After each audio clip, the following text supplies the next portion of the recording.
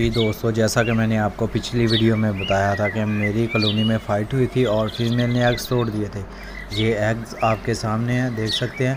तो असल में इसकी ये वजह बनी कि मेरे केज में मटकियाँ कम थी और पैरट्स ज़्यादा थे, जिसकी वजह से ये फाइट हो रही है। अच्छा, तो दोस्तों इसकी वजह ये है कि आप अपने केज में मटकियाँ ज़्यादा लगाएं, जितने आपके पैरट्स हैं कोशिश करें उससे ज़्यादा मटकियाँ हों और जो फीमेल जो मटकी पसंद करे वो उसमें चली जाए। तो अगर हम जितने बर्ड्स हैं उतनी ही लगाएंगे मटकियाँ, तो फिर आप अच्छी तरह बर्ड से ब्रीड नहीं ले सकते।